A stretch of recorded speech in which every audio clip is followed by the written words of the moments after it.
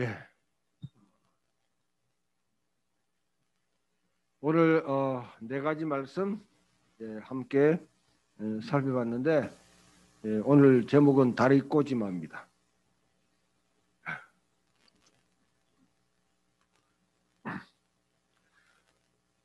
시편 139편은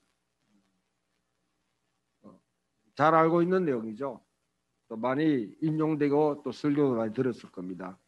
하나님의 전지전능하심, 무소부재하심. 하나님은 어디든지 어느 곳에든지 계신다. 내가 저 바다 끝에 가가지고 거기에 있을지라도 하나님은 거기도 찾아오시고 나를 보고 계십니다. 내가 저 땅 밑에 숨는다 할지라도 나무나 뭐 어느 곳에 은밀한 곳에 다락방에 지하에 어디 숨든지 있든지 하나님은 나를 살펴보시고 살펴보신다.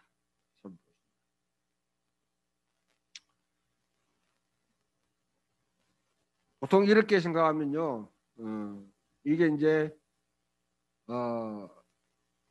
특히 코로나로 인해 가지고 요즘 많이 부각되고 있는 하나의 이슈가 감시사입니다. 감시사.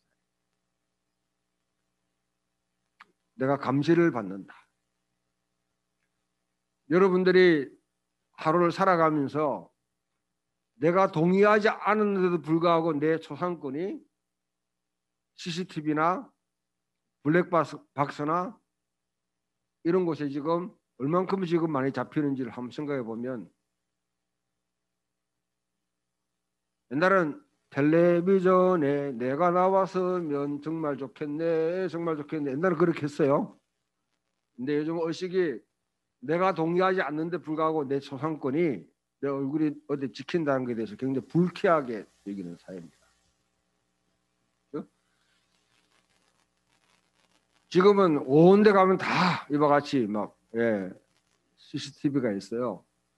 그래서 제가 옛날 경험했는데 예배 드리는데 방송실에 있는 이제 분들이 예배를 정말 진지하게 드리는 분을 갖다 클로즈업 시키기 하잖아요.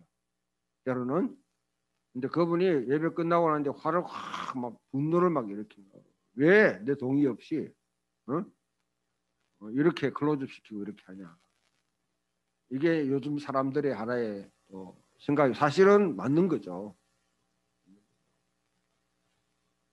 어느 특정한 사람이 자기가 동의하지 않는데 불구하고 TV에 나온다든지 신문에 나온다든지 인터넷에 자기 얼굴이 떠돌아다니면 좋은 건 아니죠. 예. 이와 같은 생각을 갖고 있는 현대인들에게 하나님이 이와 같은 분이다. 하나님은 옛날 사람들은 와 신기하다. 하나님이 능력 있다. 하나님 좋으신 분이다. 하나님 파워풀하다. 천하가 내 손의 소이다. 우리 옛날 이제 손오공이 암만 날뛰고 해도 부처님 손바닥 안에 있다. 예. 하는 그 말처럼 굉장히 그 믿는 하나님을 신을 굉장히 이렇게 능력 있게 봤는데 요즘 사람들의 입장에서는 우리들은 좀 불쾌하겠을 거야. 왜냐하면 너무나 많은 감시 조종, 특히 여러분이 조지 오웰의 1984년 그 이후로부터 이와 같은 데에 대한 사람들의 생각을 갖고 있는 거죠. 누가 나를 조종하고 이용하고 하려고 감시하는 것 아닙니까? 오늘 주제가 어쩌면 여러분 앞에 있는 부분만 시편 우리가 읽었던 부분만 생각하게 되면 하나님은 그런 분일 수도 있습니다. 많은 그리스도인이 그렇게 생각해요. 내가 어디로 있든지 간에 하나님은 나를 아신다. 나는 꼼짝할 수 없는 존재구나. 까불지 마. 까불지 마. 그래서 불쾌하게 생각할 수 있는데요. 시편 139편에 있는 내용을 보면 그 뒤편에 이거는 하나의 뭐냐면 하나님을 붕붕 떼어놓고 띄워놓고 시인이 강구하는 게 있어요. 내 주변에 악한 자들이 있더라. 하나님을 경외하지 않는 자들이 있다. 그들이 하나님을 갖다가 욕하고 뿐만 아니라 나를 욕하고 있다. 때로는 송사에 휘말려 가지고 불이하게 뭐냐면 내가 재판을 지금 받아야 돼요. 그런 상황이 빠져놓을 수 없는 상황이 된다. 혹시 여러분들이 재판을 갖다가 이렇게 뭐 재판정에 가본 적이 있는지 없는지는 모르겠는데 아마 대부분 안 계시죠? 선행제 안 가봤죠? 네.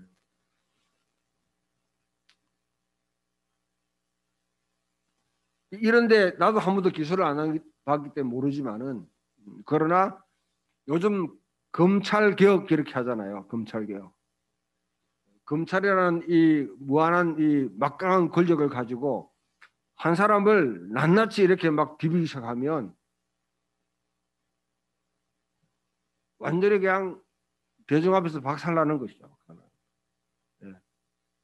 이와 같은 상황은 아닐지라도 우리가 살아가다 보면 억울한 일을 당합니다.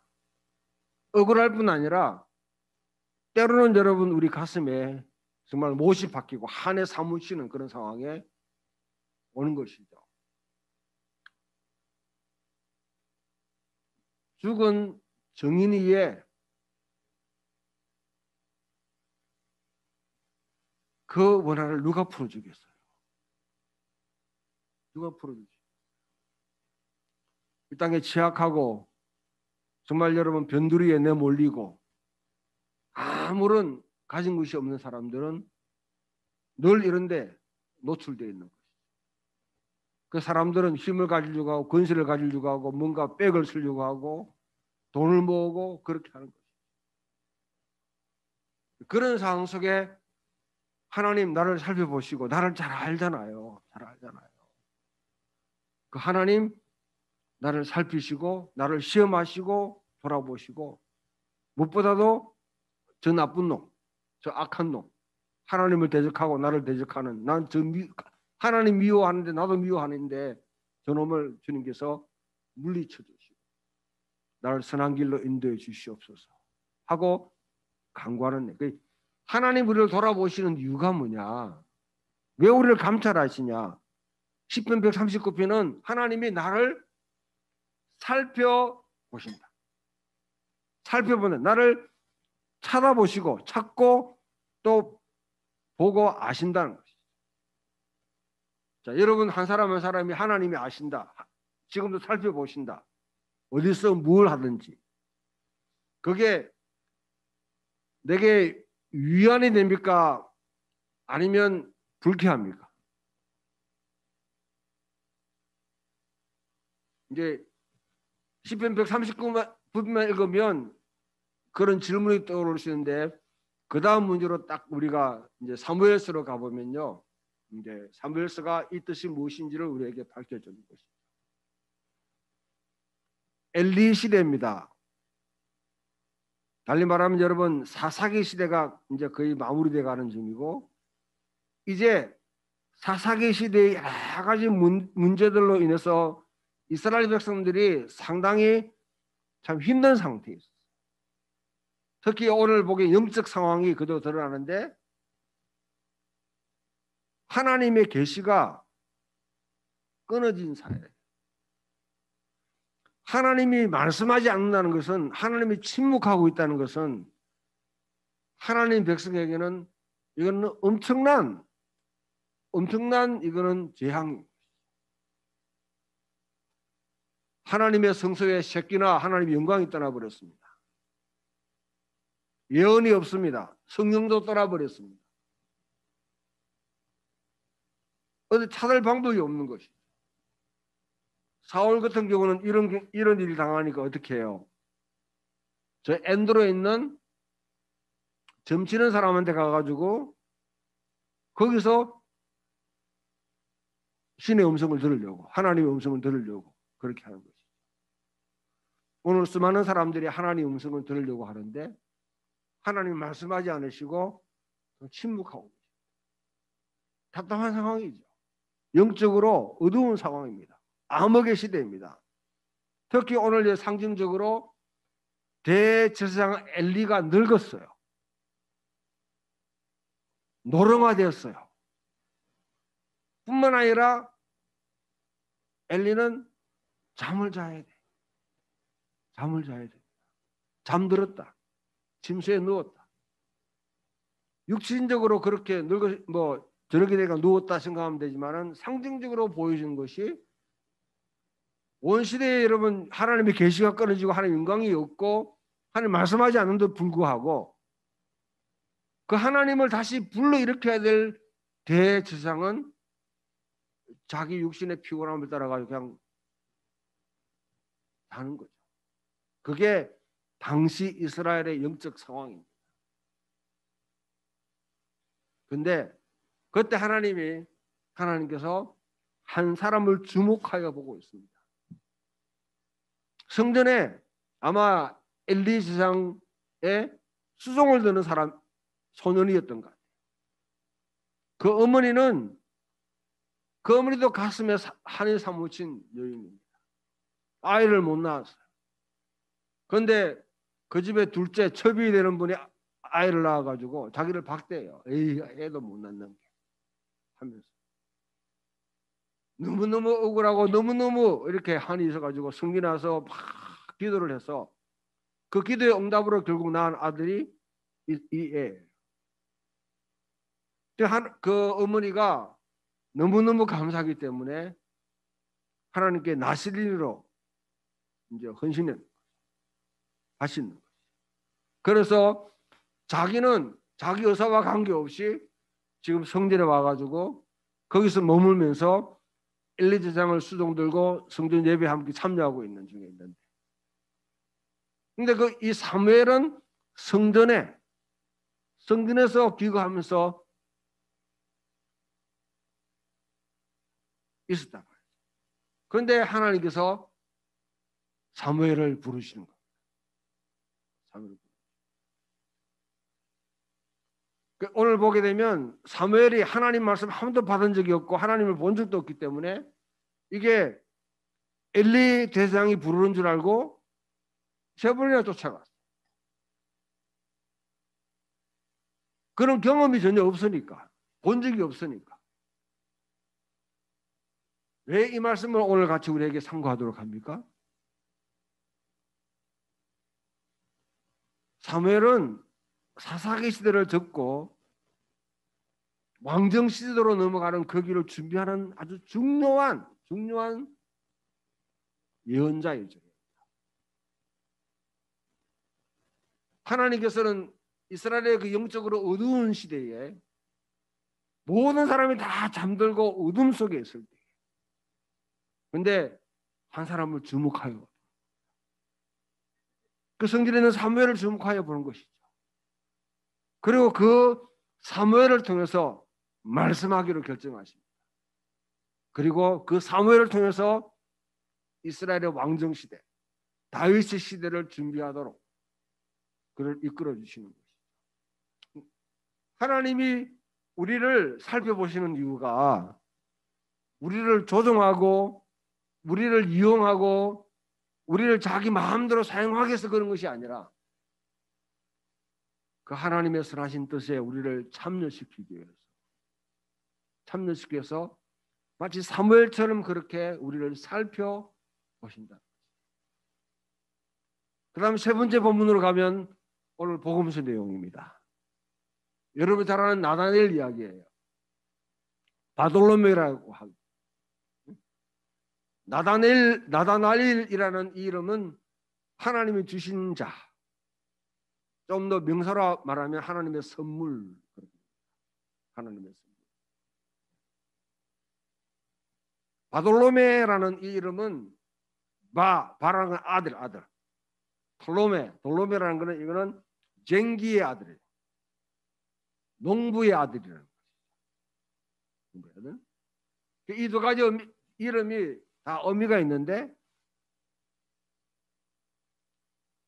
하여튼 빌립을 통해 가지고 나사렛 예수를 소개받았습니다. 소개받으니까 나다나엘이 하는 말이 나사렛에서 무슨 선한 것이 나겠냐. 나사렛에서 무슨 선한 것이. 오늘날로 말하면 죄송합니다. 혹시 영양에서 무슨 선한 것이 나겠냐. 응? 제주도에서 무슨 선한 것이 나겠냐. 대구로 말하면 동구에서 무슨 선한 것이 나겠냐. 칠곡? 네. 이런 말이죠. 이런 말. 이런 말이죠. 그렇게 여러분 아주 비웃듯이 이야기하는 그 친구가 주님께 왔을 때 주님께서 하시는 말씀, 내가 너를 무화과 나무 아래 있을 때 내가 봤다. 내가 너를 무화과 나무 아래 있을 때 봤다. 하나님은 나다나엘이 무화과 나무 아래 있을 때 보신 것이죠. 이렇게 생각하면 여러분 되게 이걸 문자적으로 받아들여 가지고, 아, 내가 상수리 나무 아래 있을 때, 내가 저기 가가지고 소나무 나무 아래 있을 때, 잘 때, 응? 메타카이어가 하여튼 그런 나무 밑에 있을 때, 버들나무 아래 있을 때, 그때 있다. 이렇게 생각하면 이거는 여러분들이 이 내용을 제대로 파악 못하는 것이죠. 성경에 무화과 나무와 포도나무 아래 있다, 이 말은 하나의 수고예요. 수고. 이 표현은 뭐냐면 희년 사회를 누리는 사람들, 희년 사회를 추구하는 사람들의 삶이 다 그때를 말할 때 그들이 포도나무와 무화과나무 아래서 안전히 거하였더라. 편안하게 거하였더라. 그게 희년 사회를 이야기해. 희년 사회. 네가 무화과나무 아래에 있었던 걸 내가 봤다 하는 이 말은, 아, 나다나엘이 무화과는 이스라엘의 상징이니까 민족을 위해서 기도를 열심히 했구나. 에? 나무 아래서 뭐 하겠노? 이래가지고 그렇게 상상할 수 있는데 괜찮아요. 그러나 좀 더 클로즈업해서 보게 되면 나다나엘은 이 땅에 하나님의 율법에 나와 있는 하나님의 이 청사진, 대한세계, 대한경제, 이 희년 사회가 이 땅에 이루어지기를 자기가 살았고 그 세계가 오기를 학수고대하며 기대했던 것이죠. 나다나엘은 이런 일을 할 사람은 쫙 예루살렘에서 할 사람이지, 이 뭐 나사렛에서 태어난 사람이 뭐 하겠냐. 오늘 나다나엘을 하는 게 또 부르십니다. 예수님께서 부르셔서 예수님의 그 사역에 동참하도록 하나님 우리를 굽어 살펴보십니다. 우리의 행위를 보십니다. 우리가 기도하는 자리, 우리가 뭘 하는 자리 다 보십니다. 왜 부르십니까? 나다나엘과 같이 하나님께서 찾으시고 우리를 부르셔서 주님의 그 일에 동참시키기 위해서 우리를 부르시는 거예요.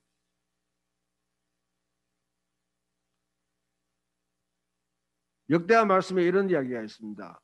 이스라엘 아사왕이라는 사람이 있습니다. 북쪽에 옆에 뭐냐면 지금 아랍 사람들이 자꾸 침공해 오려고 하니까 아무래도 힘이 약해요. 그러니까 아합왕과 손을 잡아가지고 물리치려고 그렇게 하는 거예요. 그러니까 선지자 한 명이 등장해가지고, 왕이시여, 당신이 이전에 이겼을 때 당신이 총이 많고 말이 많아서 군사력이 강해서 이겼습니까? 응? 아니 좀 위협이 있다고 이렇게 쉽게 적과 이렇게 내통해가지고 우상숭배하는 자와 내통해가지고 이렇게 일을 합니까? 하시면서 중요한 말을 해요. 하나님의 영은 온 천하를 쫙 두루다니시면서 지금도 신실하게 자기를 찾는 자를 지금 찾고 계십니다. 하나님의 영이 지금도 온 세계에 쫙 다니면서 각 집마다, 아파트마다, 각 교회마다 다 다니면서 진심으로 주님을 찾는 자를 지금도 주님은 눈여겨보시고 그를 알고 계신다는 거예요. 알고 계신. 바로 그와 같이 자 시편 139편의 주제는 하나님께서 나를 살펴보시고 아신다. 그 하나님이 사무엘을 부르셔서 이스라엘의 왕정 시대를 준비하게 하셨고 나다넬을 무화과나무 아래에 있는 나다넬을 찾으시고 부르셔서 예수님의 일에 동참하게 하셨다.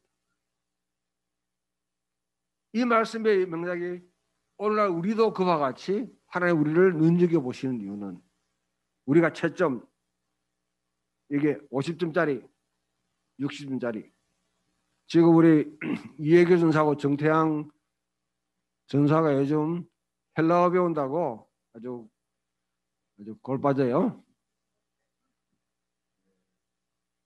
아마 그 가르치는 교수 두 사람이 깐깐한 사람들이기 때문에 점수가 매일매일 하고 체킹하고 줌으로 하니까 꼼짝다달싹도 못하게 벽에다가 문제 풀고 해야 되죠. 하나님이 그와 같이 만약에 한다고 그러면 살겠어요? 네, 못 산다고 합니다. 손 들었어요. 네. 하나님 우리를 그렇게 하려고 하시는 게 아니다. 응? 하나님께서 우리를 눈여겨보시고 우리 속에 있는 하나님의 신실한 하나님을 경외하는 그 마음을 보시고 우리를 찾으셔서 사무엘처럼 나다니엘처럼 사용하기 위한 것이다. 자, 이제 그럼 서신서의 말씀, 이 말씀 우리에게 뭘 말합니까? 우리는 모든 것을 할 수 있는 자유가 있어요. 하나님이 이 땅에 있는 모든 피조물들과 분명히 인간에게 차이점을 주시는데 인간에게는 하나님의 형상으로 창조하셨다. 하나님의 형상으로 창조했다 하는 것은 뭘 말합니까? 아, 내 속에 하나님의 형상이 있구나. 그걸 또 막 찾는 사람이 있어요. 엑스레이 찍어보고 CT 찍어보고 MRI 찍어보는 사람이 있어요. 네? 그런 사람들은 계속 찍으면 돼요. 그래서 하나님의 형상이 뭘까 하는데 그 하나님의 형상이라는 것은 뭐냐? 하나님이 우리에게 이 땅에 무엇을 선택할 수 있는 자유를 주셨다는 거예요.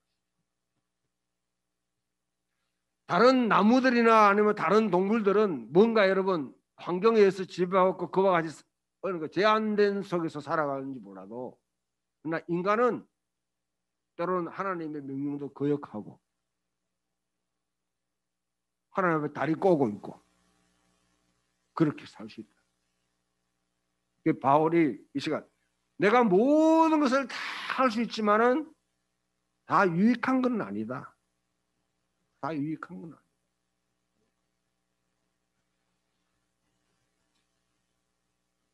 그러면 내가 어떻게 사용해야 되냐?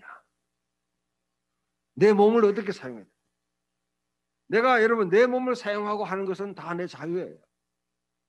우리는 자유를 두 가지 생각해요. 한 개는 대개 사람들이 뭐로부터 자유하고 뭐로부터의 자유, 폭력으로부터의 자유, 압제로부터의 자유, 뭐로부터의 자유만 자꾸 생각하는 것이죠. 그러나 사실은 자유에는 그것만인 것이 아니라 뭐를 위한 자유, 내 행복을 위한 자유, 응? 내 쉼을 위한 자유, 자유를 위한 그런 자유, 뭘 향한 자유가 또 있다. 내 몸을 여러분 사용하는 데 있어서 하나님께로부터 사람들 나는 신으로부터의 어떤 그런 하나님의 간섭으로 나는 자유하겠다. 부모로부터 나는 자유, 독립선언. 그래서 서울로 가버린 거지. 응? 그렇게 하는 거죠. 응? 이런 게 여러분 이것만 자유라고 생각해요. 하나님이 주신 자유가 무엇을 위해서 살 수 있는 자유, 저항할 수 있는 자유, 맺힐 수 있는 자유, 또는 반항할 수 있는 자유, 이런 자유를 하나님 다 주셨어요. 근데 이 몸뚱이를 갖고 뭘 할 거냐? 이 몸뚱이를 갖고 내 마음대로 사용하게 되면 어떤 결과가 있느냐면, 오늘 예를 들어서 우상 숭배를 하게 돼요. 우상 숭배, 여러분 고대 사회 우상 숭배에 가게 되면 거기는 우상만 드러나는 것이 아니라 거기서 놓은 음식을 같이 먹어요. 음식을 같이 먹고, 그 다음에는 또 뭐냐면 각 성전마다 유곽이 있습니다. 성창이라 해가지고 신전에 있는 창기들이 있는 거죠. 그와 같이 몸을 섞으면서 음행을 하게 돼요. 음행을 하게 돼요. 그런 일에 참여하지 말라는 거죠. 어쩌면 대개 여러분 고대 사회에는 신전에서는 아니 이런 데서 그냥 전제 의사가 결정되기 때문에 어쩌면 가도 된다. 음식도 같이 나눠 먹을 수 있다.